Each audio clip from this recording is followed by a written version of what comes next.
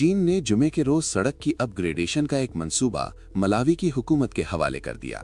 तवक्को की जा रही है कि ये मंसूबा जनूब मशरिकी अफ्रीका के इस मुल्क में समाजी व माशी तरक्की के फरोग का बायस बनेगा। चीन की company Shandong Luqiao Group Company Limited ने 2.5 करोड़ अमरीकी डॉलर मालियत के इस M1 रोड अपग्रेड मंसूबे को मलावी के दारुल हुकूमत ललियोंग्वे में तामीर किया। उम्मीद है कि इस मंसूबे से ट्रैफिक के दबाव में नुमाया कमी आएगी और मुसाफिरों की आमद व रफ्त में बेहतरी होगी।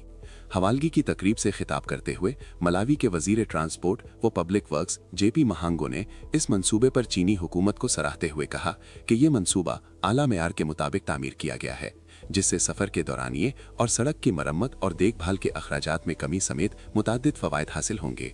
महांगो ने इस मंसूबे पर काम करने के दौरान मकामी कारकुनों को महारत और इल्म मुंतकिल करने पर चीनी कंपनी की भी तारीफ की। मलावी में चीन की सफ़ीर लू शू ने इस मौके पर कहा कि नौ तामीर शुदा सड़क न सिर्फ ललियोंग्वे के मुख्तलिफ हिस्सों को मिलाने वाली एक अहम शाहराह है, बल्कि उन बुनियादी शहरी सहूलियात में शामिल है जो मलावी की कौमी शनाख्त को उजागर करती और इसकी समाजी व माशी तरक्की में मदद देती हैं। उन्होंने मजीद कहा कि हमें पुख्ता यकीन है कि इस अपग्रेड शुदा सड़क की एक रास्ता से बढ़कर अहमियत है। ये तरक्की, खुशहाली और ताबनाक मुस्तकबिल की राह है। ये बाहमी ताउन को नुमाया करने वाली एक सड़क होने के साथ साथ नए दौर में चीन और मलावी के दरमियान गहरी होती दोस्ती की एक मजबूत अलामत भी है। मंसूबे पर तामीराती काम साल 2021 के आखिर में शुरू हो गया था।